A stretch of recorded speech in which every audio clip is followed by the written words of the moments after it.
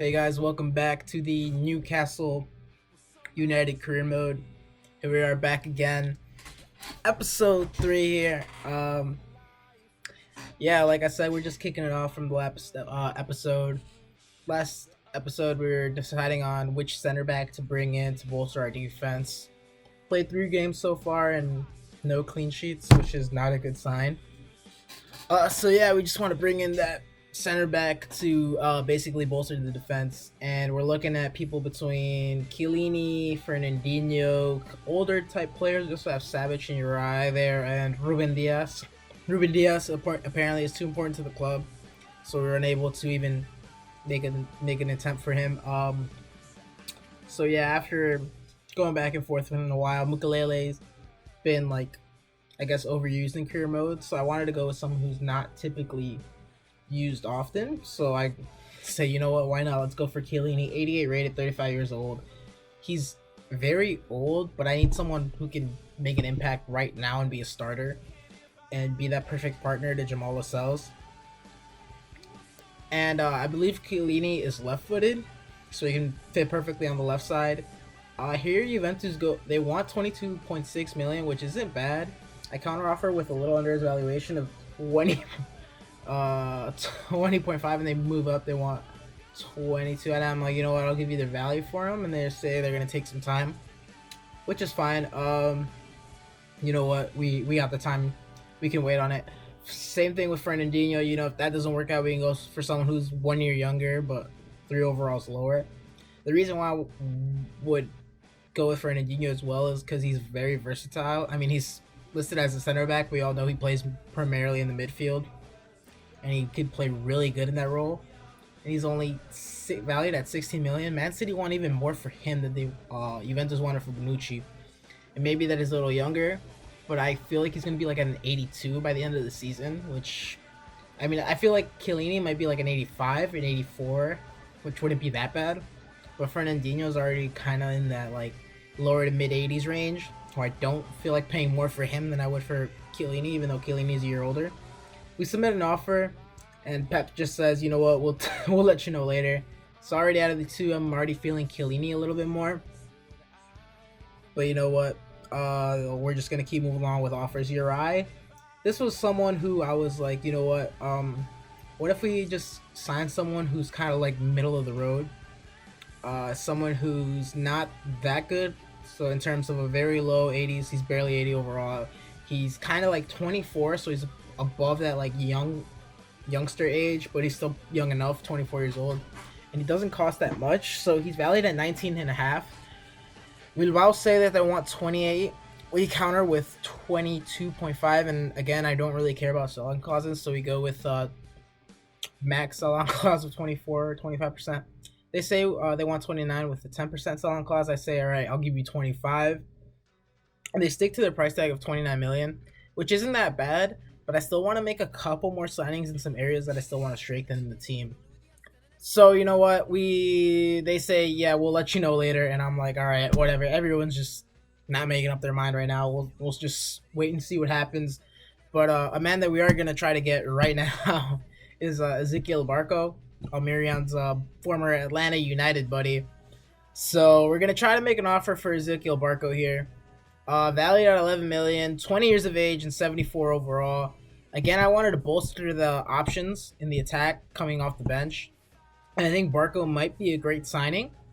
So you know what? I offer Christian Atsu here. He's valued at 6.5, and they want 7 million, and I'm kind of like, that's doable, but it's still a little too high. So I down it by about 3 million. I feel like I could have probably gotten lower for more, but they accept that, which isn't bad, but you know, it's fine. Ezekiel Barco's like 8 years younger, and they're the same overall, I believe. So, you know what? I think that'll be a decent little signing. I didn't know how much to offer for the wage. I just threw 40,000 at them, and they accept, which might be a little bit overpaying, but you know what? Takeover career mode. Let's do it. It doesn't matter at this point. It's fine. We eventually get accepted the offer that we sent for Bonucci earlier, so we're just gonna offer him that crucial role because they don't want to take anything less than that. And yeah, we're making our decision. We're signing Chiellini over all the other center backs, which obviously isn't the smartest thing to do in a career mode, signing the older players who's going to just drop. But like I said, I want to keep this more interesting of a career mode for me and myself. And obviously whoever's watching this, the 2 viewers that are watching this. But yeah, yeah, I wanted to sign Chiellini because he's more of a experienced player for sure. Someone who can provide that leadership role. Yeah, he's left-footed. Leadership role here at Newcastle. And here we go. We're signing also another signing. We're just signing a backup goalkeeper because I noticed I didn't have anyone except for Freddie Woodman, who's out on loan, I believe. But yeah, Mills Vilar, whatever his name is.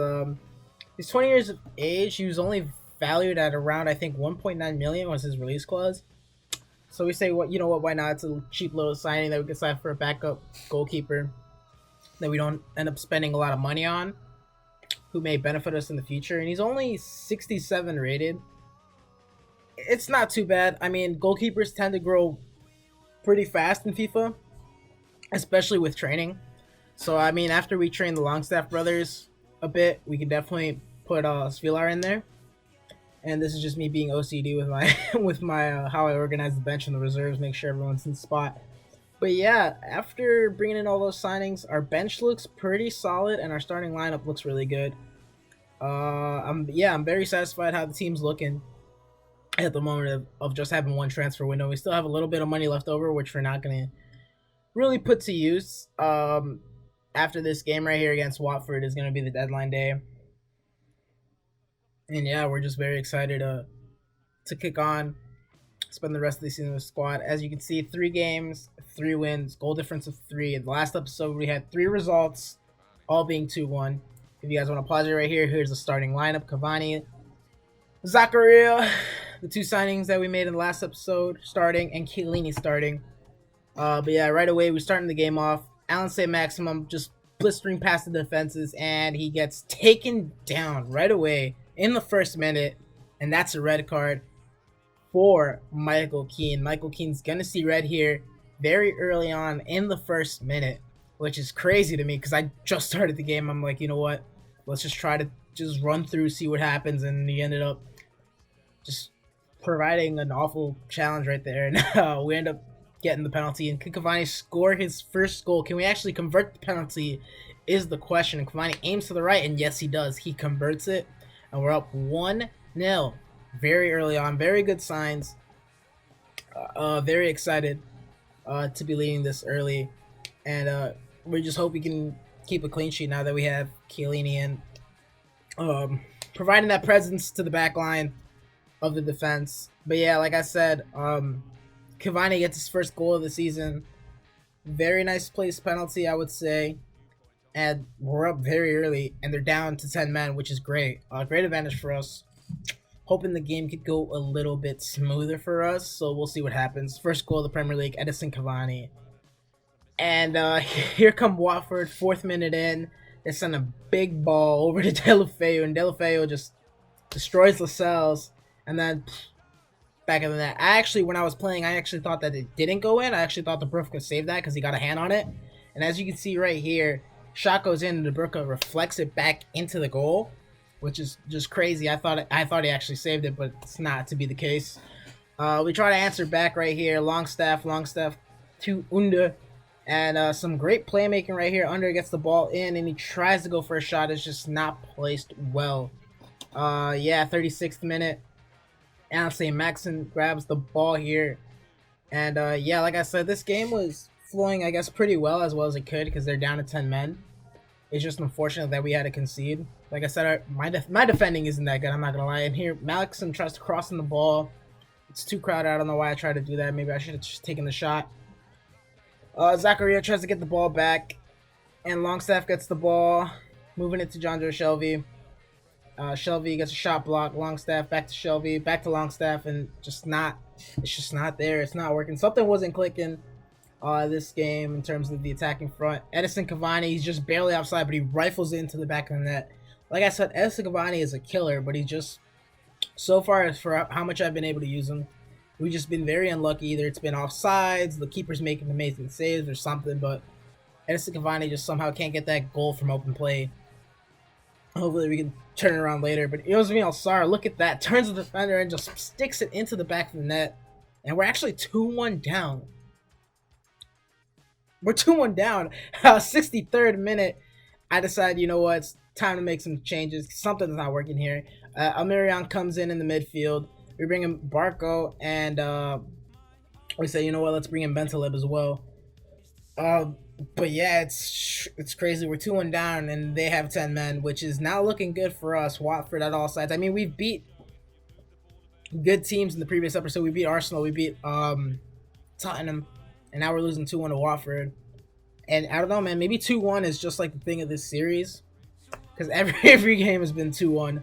But yeah, here we are, 70th minute. Edison Cavani gets the ball into Bentaleb, and Bentaleb puts it into the back of the net. Cavani assisting Bentaleb, and we get the draw right here. 2-2 in the 70th minute. We're just trying to push forward.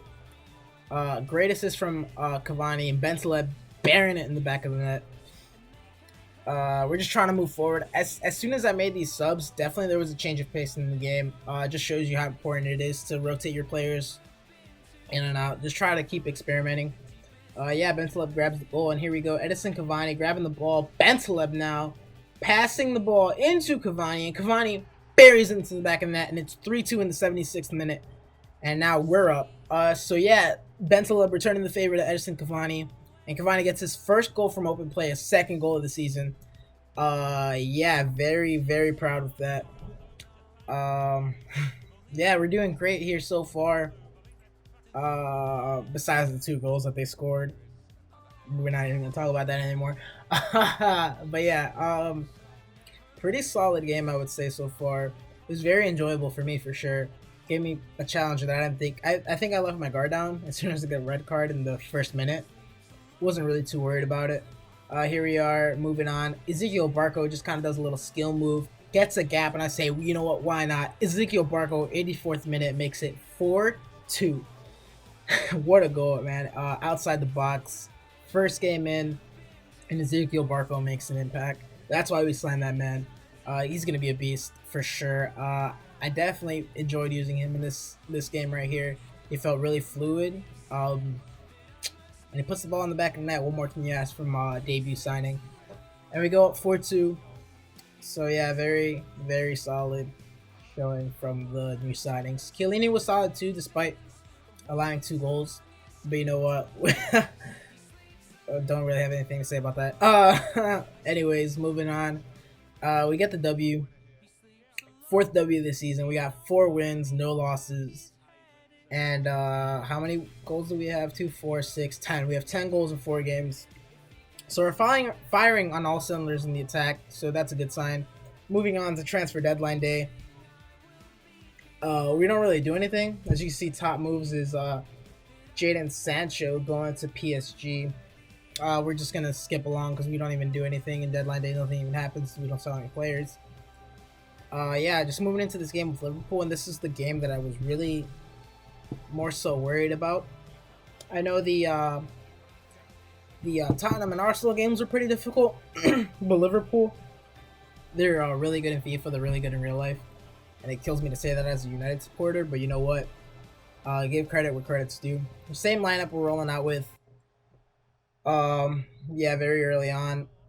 Danny Rose gets the ball from Mo Salah. He's making a really great run, Danny Rose. He's been hit or miss. I'm not going to lie. He's been very hit or miss so far in this series. Zakaria gets in the ball. Alan Saint-Maximin just rolls it past, and we get a goal early on in the 9th minute, and we are up against Liverpool.